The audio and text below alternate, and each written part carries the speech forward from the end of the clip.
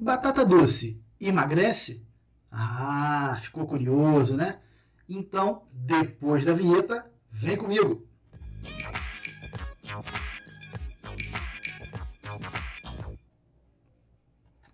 Fala, galera, tudo bem com vocês? Professor Pedro aqui na área, professor de biologia. E na nossa aula de hoje, dando sequência aí ao módulo de bioquímica celular, vamos dar início ao estudo aí dos compostos orgânicos. Já temos aqui no canal aulas sobre introdução à bioquímica, temos aulas sobre os compostos inorgânicos, ou seja, sobre água e sobre sais minerais.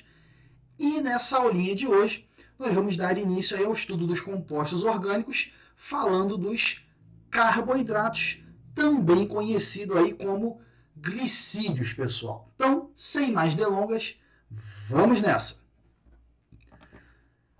Galera, quando nós falamos de carboidratos, nós temos compostos orgânicos formados fundamentalmente por carbono, hidrogênio e oxigênio.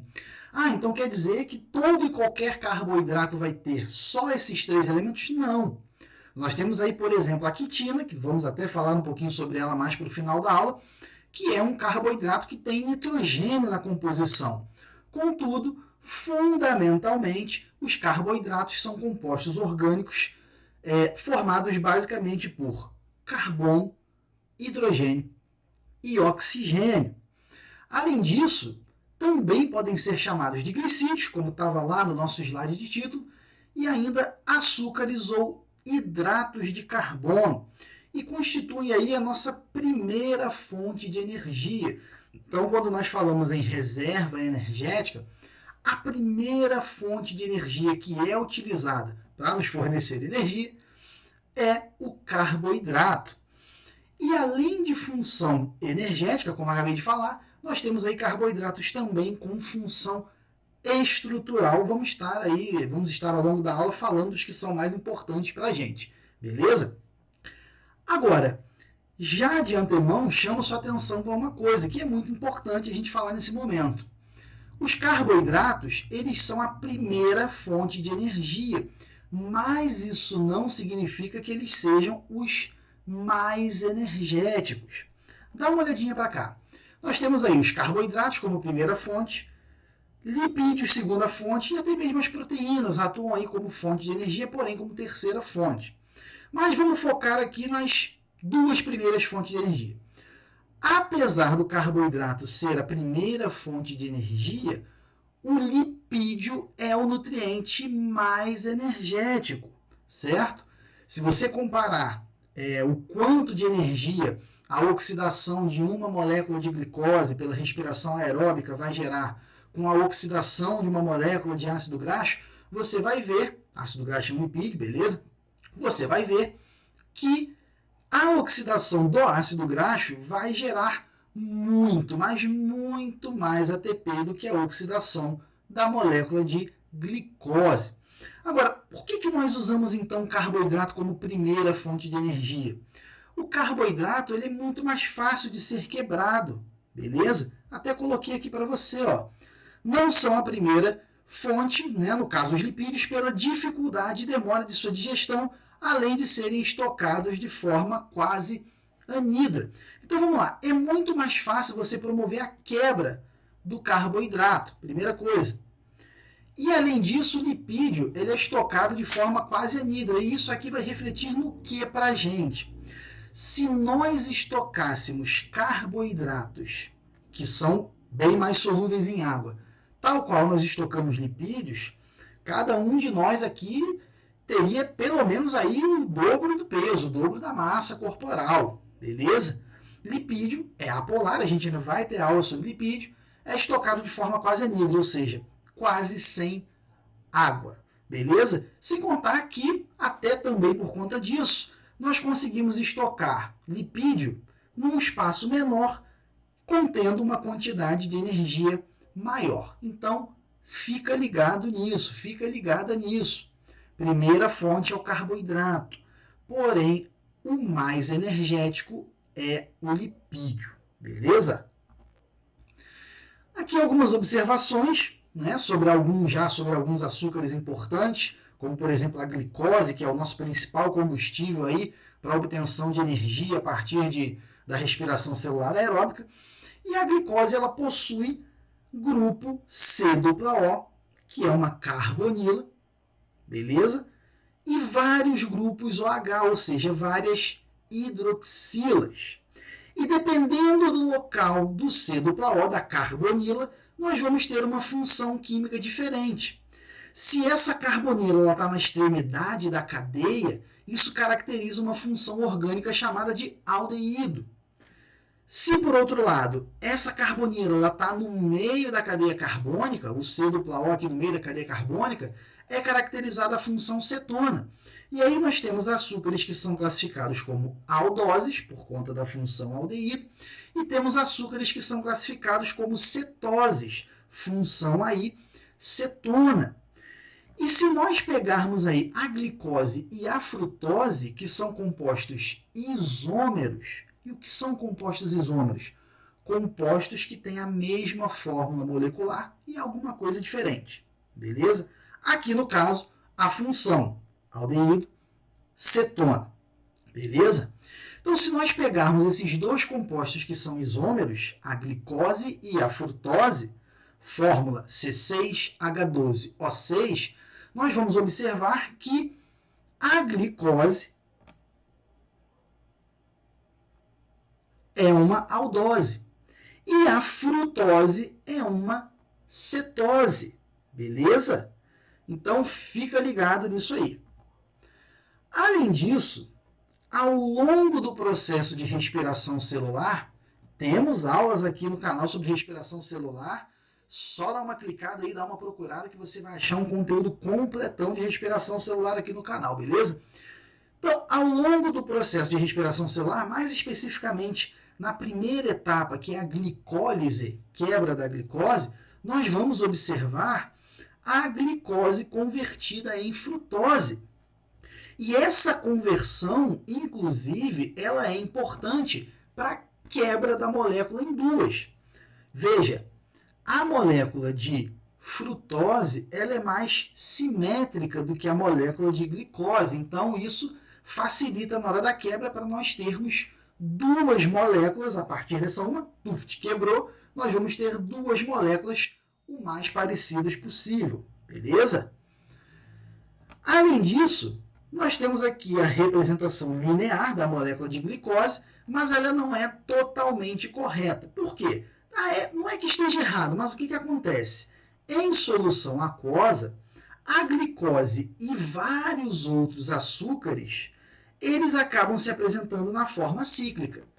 E no nosso interior, se nós pensarmos nessa glicose dentro da célula, nós temos muita água dentro da célula. Fora também, mas vamos considerar aqui o exemplo dentro da célula.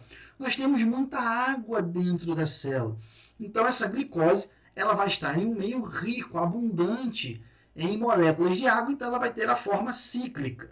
Você pode ver as duas representações, mas se nós considerarmos aí a nossa química, a nossa bioquímica, a nossa fisiologia, o mais adequado seria representar na forma cíclica, beleza?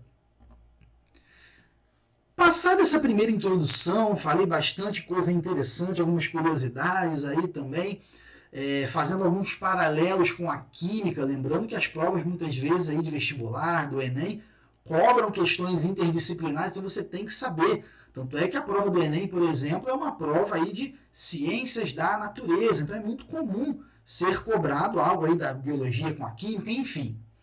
Fato é que, passada essa primeira parte da aula, vamos começar a estudar aí os tipos importantes de carboidrato, começando pelos monossacarídeos.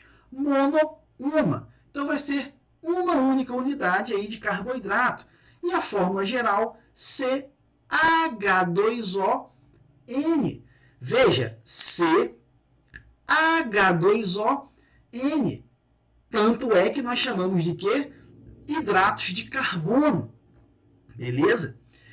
E os monossacarídeos são compostos orgânicos, são carboidratos, que têm de 3 a 7 carbonos, que são solúveis em água, não sofrem reações de hidrólise e possuem sabor doce.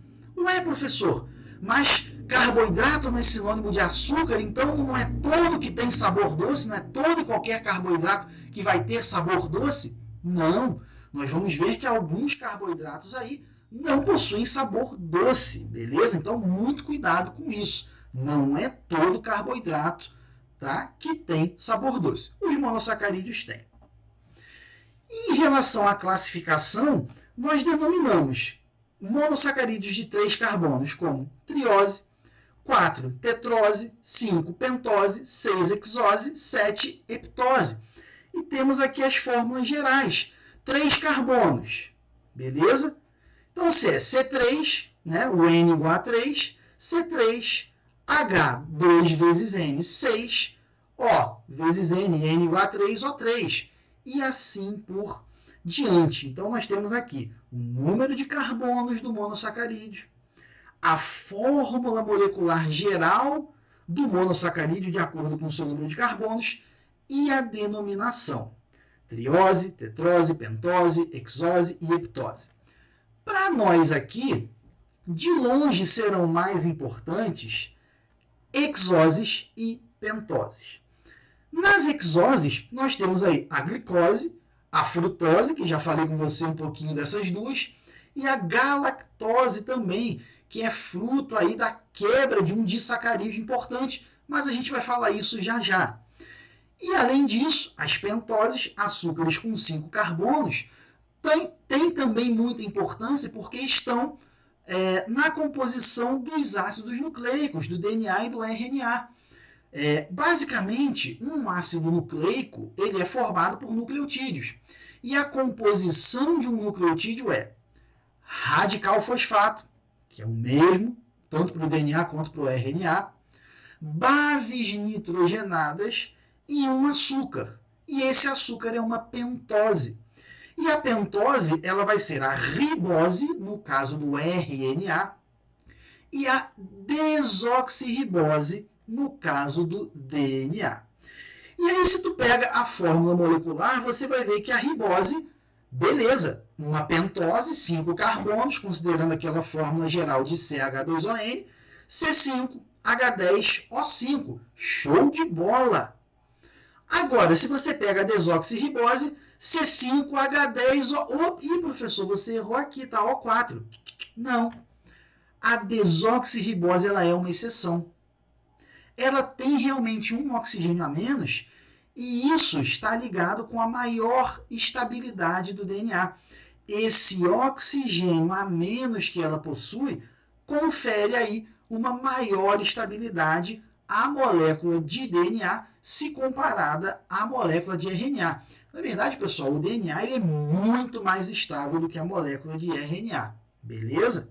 E aqui, para completar, galera, o ATP, adenosina trifosfato, que é a nossa moeda energética, possui ribose na composição, tá? O ATP é um nucleotídeo. Eu falo um pouquinho melhor sobre isso na aula aí de genética molecular, sobre ácidos nucleicos. Também temos aula sobre isso aqui no canal, ok? Então, fica ligado e vamos em frente. Aqui aquela informaçãozinha para você, tá? Estou deixando bastante coisa anotada para que você tenha aí o seu resumo. Lembrando, né, gente? É muito importante você parar, fazer os esquemas, anotar, não só o que está no resumo, mas o que eu estou falando também e que não esteja aí no quadrinho, beleza? Porque aí quando você sai dessa aula, você já está com o seu resumo todo pronto, com as suas anotações todas prontas, e é só cair dentro de exercício e periodicamente revisar o conteúdo. Show? Na parte dos oligosacarídeos, oligo algumas unidades, né? O sacarídeo está ligado aí a carboidrato. Então, são carboidratos formados por algumas unidades de monossacarídeos unidas. Mas, porém, contudo, entretanto, todavia, disparadíssimo. O que é importante para a gente aqui no ensino médio são os disacarídeos. Né? Duas. Formados por duas unidades, ou seja, formados... né, os disacarídeos pela união de um monossacarídeo com outro monossacarídeo. Então, uniu um mono com outro mono, formei um disacarídeo. E essa ligação que estabelece a união de um monossacarídeo com outro monossacarídeo, nós chamamos de ligação glicosídica. E isso acontece através de uma reação chamada de síntese por desidratação. Monossacarídeo, outro monossacarídeo. Ocorre a síntese dos dois, a junção dos dois, às custas da saída de uma molécula de água. Por isso, síntese por desidratação. E os disacarídeos, eles também são solúveis em água, eles sofrem hidrólise e também possuem sabor doce. Show? Então, ainda sobre os disacarídeos, a reação de síntese por desidratação, perceba, um monossacarídeo, outro monossacarídeo, no sentido aqui direto, nós temos aqui a formação da ligação glicosídica, estabelecendo aí a molécula de disacarídeo, um mono mais um mono, dando um disacarídeo, e perceba que nós temos a saída de uma molécula de água, certo? E os disacarídeos, como acabei de falar para você, sofrem hidrólise. Então, se eu pego um disacarídeo e acompanho a reação inversa, nós temos a formação de duas moléculas de monossacarídeo por hidrólise, quebra na presença de água, beleza? Mas nesse momento vamos focar mais aí na síntese por desidratação. Mono mais mono, juntou, saiu uma molécula de água, formou um disacarídeo, beleza? E nós temos aí alguns disacarídeos que são muito importantes. Maltose, celubiose, sacarose e lactose. Celo ou celobiose. Já vi com essas duas grafias, beleza? Então vamos lá. O que a gente tem que saber disso aqui? Tem que saber quais são esses disacarídeos. Tá aqui para você a tabelinha. Tem que saber quais são os monossacarídeos que formam esses disacarídeos. E às vezes é legal você saber também qual é a obtenção, beleza? Então vamos lá. Maltose é uma glicose mais outra glicose, ou seja, a união de duas moléculas de glicose. Obtemos aí dos vegetais, né? A maltose ela vem da quebra do amido, que é um polissacarídeo, beleza? Celo ou celubiose, também glicose mais glicose, vem da degradação da celulose, obtenção aí vegetal também. Sacarose, glicose mais frutose. Então, a molécula de sacarose é uma glicose mais uma frutose. Beleza? Isso aqui a gente acha na cana-de-açúcar. É o açúcar de cozinha, por exemplo. Aquele açúcar aí que a gente tem na cozinha, que adoça o que quer que seja, aí, café, suco, chá, que a gente faz doce em casa, é sacarose. E por último, mas não menos importante, a lactose. Açúcar é encontrado no leite. A lactose é formada por uma molécula de glicose mais uma molécula de galactose. Então, disacarídeos. Beleza? Monossacarídeos formadores. Glicose mais glicose, eu tenho maltose e celubiose. Glicose mais frutose, eu tenho sacarose. Glicose mais galactose, eu tenho o disacarídeo celulose. E aí uma pergunta muito comum é: tanto maltose quanto celubiose são glicose mais glicose. Então, qual a diferença? É o seguinte: na maltose, nós temos a união de moléculas de alfa-glicose. E a molécula de alfa-glicose ou de beta-glicose tem a ver com a posição de uma hidroxila na molécula. Beleza? A maltose é formada por moléculas de alfa-glicose. Já a celulose, a celubiose, que vem da degradação da celulose, é formada por moléculas de beta-glicose. Inclusive, pessoal, vamos lá. Quando a gente fala em celulose, já adiantando aqui, a gente está falando de fibra vegetal. Por que nós não digerimos fibra vegetal? Porque nossas enzimas que digerem carboidratos, elas são alfa-amilases, ou seja, elas atuam sobre ligações alfa. E a celulose, a celubiose, vem da celulose. Tem moléculas de glicose beta, então por isso a gente não digere celulose. Mas isso é algo que a gente vai explorar um pouquinho melhor na parte de fisiologia humana, na parte de sistema digestório. Então estão aí os principais disacarídeos, os seus monossacarídeos formadores, e a obtenção tem que estar muito ligado nisso aí, pessoal. E agora os polissacarídeos, galera. Poli, muitas unidades. A gente tinha no disacarídeo um mono mais um mono. Aqui a gente tem um ligado no outro, ligado no outro, ligado no outro, várias unidades. Então nós temos aí várias unidades iguais, que são os monômeros. Por exemplo, a glicose é um monômero. Você liga glicose, glicose, glicose, glicose N vezes, você forma um polissacarídeo. E esses aqui são bem menos solúveis em água se comparados com os outros dois. Sofrem hidrólise também e não possuem sabor doce. Não possuem sabor doce. Vou dar um exemplo. Batata inglesa. Batata inglesa é basicamente um amontoado de amido. A batata inglesa não tem sabor doce, ok? A gente vai até falar um pouquinho do amido já já, mas só para exemplificar aqui e colocar no contexto para te provar desde já que nem todo carboidrato, nem todo açúcar tem sabor doce, beleza? E aí, monômeros, uma parte, como eu falei para você, e polímeros, muitas partes, beleza? Então, um polímero é formado por N moléculas aí de monômeros unidas, uma ligadinha na outra, beleza? Principais polissacarídeos, coloquei 4 aqui para você. O polímero, que é o polissacarídeo, e o monômero, a unidade formadora desse polissacarídeo.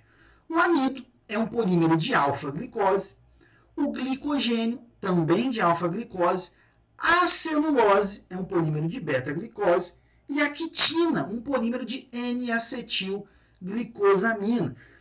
Esses 4 aqui nós vamos falar um pouquinho deles, de cada um deles, beleza? Primeiramente aí a celulose, que tem função estrutural, certo? Lembra que os carboidratos podem ter função estrutural ou energética. A celulose é um polissacarídeo de função estrutural, que é o carboidrato aí mais abundante na natureza, estima-se que seja isso. É um polímero de glicose, beta-glicose, perdão, e é componente da parede celular de vegetais, o principal componente da parede celular de plantas, da célula vegetal, beleza? Também é componente do papel. Não é o único, mas é componente aí do papel. E como acabei de falar para você, recapitulando, quando a gente fala em celulose, a gente está falando de fibra vegetal. E o consumo de fibras vegetais na nossa alimentação evita uma constipação, evitam você ficar com o intestino preso, ajudam aí no funcionamento do intestino. Por quê? A gente não consegue digerir celulose, pelo menos não quimicamente, nós não temos enzimas para isso. A celulose ela só é digerida mecanicamente, até o que eu costumo brincar com os alunos. Celulose, né, fibra, entra e sai do nosso corpo de forma muito parecida, só muda de cor, né? Mas fato é que a gente só digere de forma mecânica. E essa celulose passando pelo nosso sistema digestório, lá no nosso intestino, ela causa umas abrasões no nosso, no nosso tecido intestinal, lá no nosso epitélio intestinal. E isso estimula as células da região a secretarem um muco que vai lubrificar aquela região ali que sofreu essa abrasão. E essa lubrificação promovida por esse muco vai facilitar a passagem ali do alimento. Beleza? Vai facilitar o trânsito do que tiver ali no bolo alimentar, mais para frente aí das fezes. Então, esse muco vai facilitar a passagem da comida. Ainda sobre a celulose, reduz também um pouco a absorção de gordura por conta desse mecanismo aí, né? E estimula também os movimentos intestinais, beleza? Estimula os movimentos intestinais, que a gente está lá tentando digerir, não consegue, mas os movimentos intestinais eles são estimulados pela presença da celulose. Como eu falei, isso é digerido de forma mecânica e o consumo de fibra acaba ajudando até mesmo na redução do colesterol. Por quê?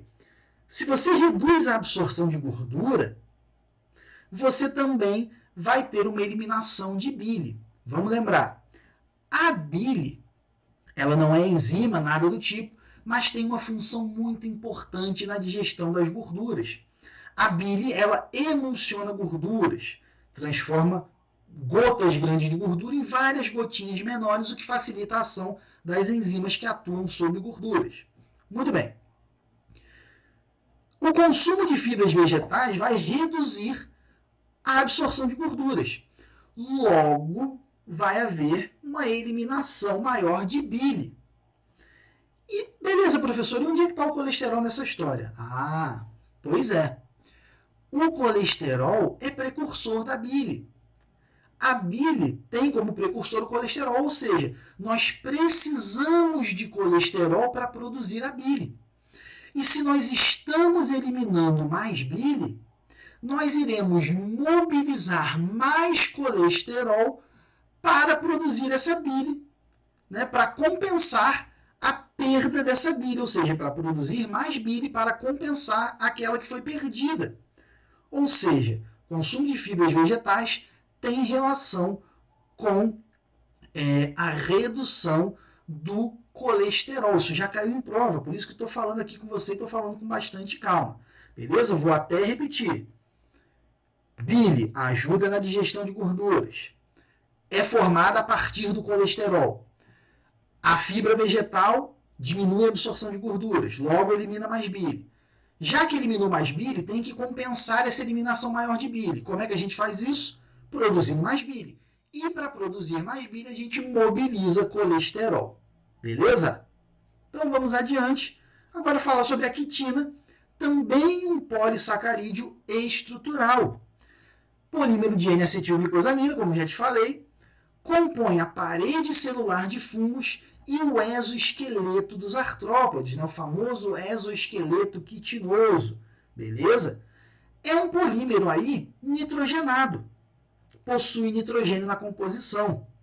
Então nós temos aí, ó, os insetos, aqui um inseto, um artrópode fazendo muda, troca do exoesqueleto quitinoso, beleza? Aqui mostrando também uma composição dele, aqui mostrando um fungo evidenciando não evidenciando a parede celular, mas mostrando um fungo, só para evidenciar aí a informação que eu falei, que compõe a parede celular de fungos, e aqui uma planta carnívora. E você pode estar me perguntando por quê? Planta carnívora, pessoal, faz fotossíntese. Porém, essa adaptação dela ser planta carnívora se dá pelo fato de que ela vive num ambiente especialmente muito pobre em nitrogênio. O solo onde ela vive é extremamente pobre em nitrogênio. E para compensar isso, ela consome insetos. E por que ela consome insetos? Por causa do exoesqueleto quitinoso. Por quê? Exoesqueleto quitinoso contém quitina. E quitina é um polissacarídeo nitrogenado.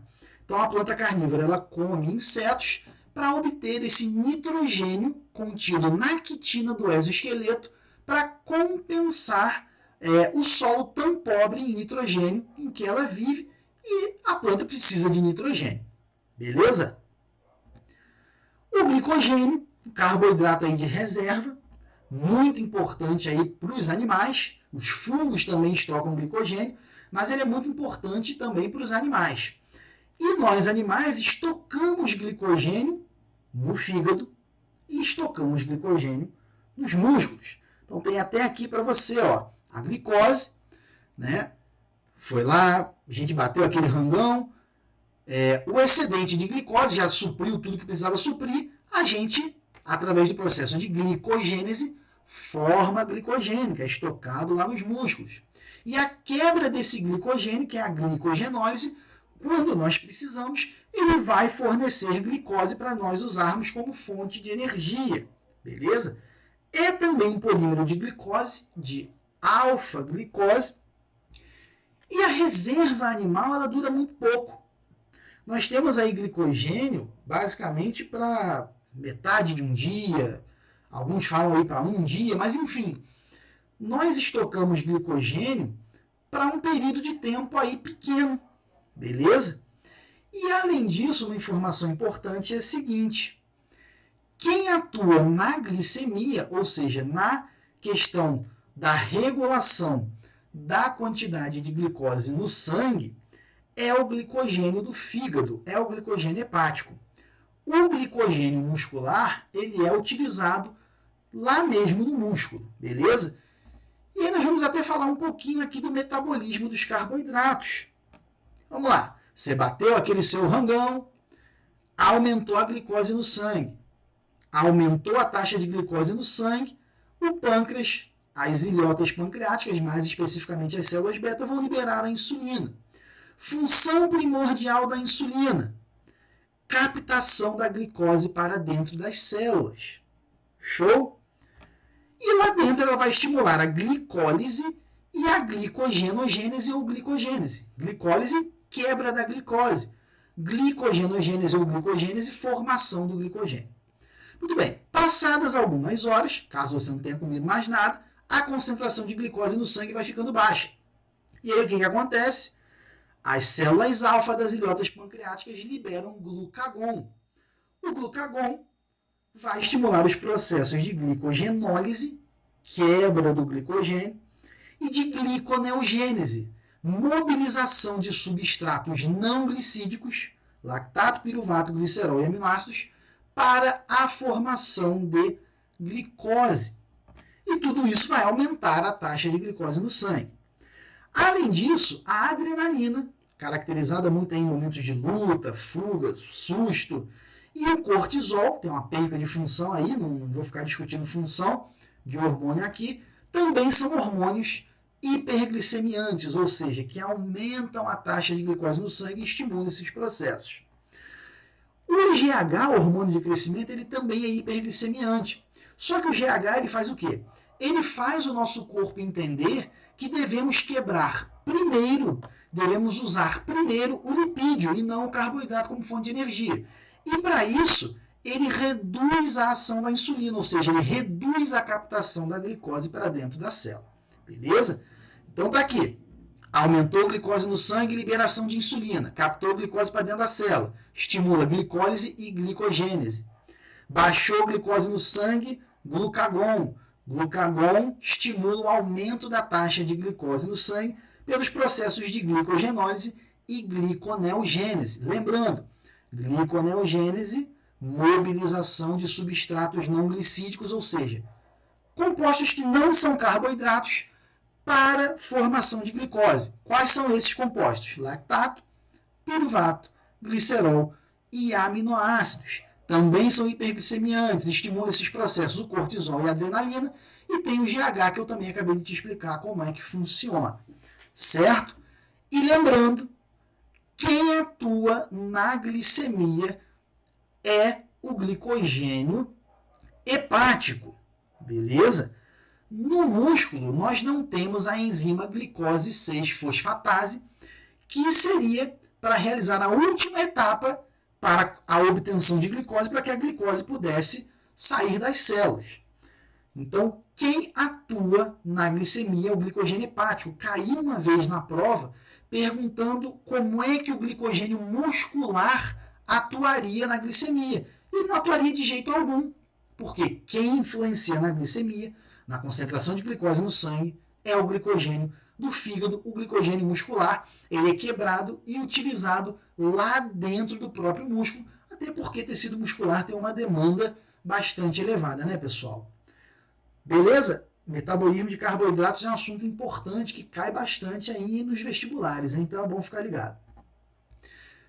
O amido também aí é um polissacarídeo de reserva vegetal, né? Está presente lá muito na raiz. É um polímero de glicose, também de alfa-glicose. E aí talvez você possa estar me perguntando, então qual é a diferença dele para o glicogênio? A estrutura é diferente. O glicogênio ele é um polímero extremamente ramificado. O amido já é diferente disso. Beleza? Para a gente aqui no ensino médio isso não é importante, estou falando mais como curiosidade. Então, reserva vegetal, está lá na raiz, é um polímero de alfa-glicose e é importante na alimentação humana. Veja aí, maisena, amido de milho, um pãozinho, né, batata. Então a gente tem aí o amido como um polissacarídeo muito importante para a nossa alimentação. Muito do que nós consumimos em termos de carboidrato aí contém amido, beleza? Várias coisas aí de origem vegetal que a gente consome, enfim. O amido ele é muito importante no que diz respeito aí à alimentação humana. E aí a pergunta que não quer calar, que eu deixei no iniciozinho do vídeo. A batata doce emagrece? Comer batata doce vai te ajudar a emagrecer? É o seguinte, Existe um parâmetro chamado de índice glicêmico, que é um parâmetro que vai medir a velocidade com a qual determinado alimento vai fazer a glicemia aumentar. Vou colocar de uma forma aqui bem mais simples. Você está lá digerindo o alimento, a base de carboidrato vai ser digerido e vai originar a glicose. Com qual velocidade essa glicose ela vai sendo lá disponibilizada para o teu sangue? Isso é o índice glicêmico. E a batata doce ela tem um índice glicêmico considerado baixo ou médio. Baixo índice glicêmico. Ou seja, é um tanto quanto devagar a chegada dessa glicose no sangue, como se ela fosse botando mais aos pouquinhos a glicose para o nosso sangue. E isso envia informações ao nosso cérebro de que nós não devemos ingerir mais alimento. Porque é como se dissesse, poxa, ó, ainda está liberando ali, ainda está vindo mais um açúcarzinho, uma glicosezinha, então não precisa mais ingerir alimentos. E isso, de quebra, vai manter a saciedade por mais tempo.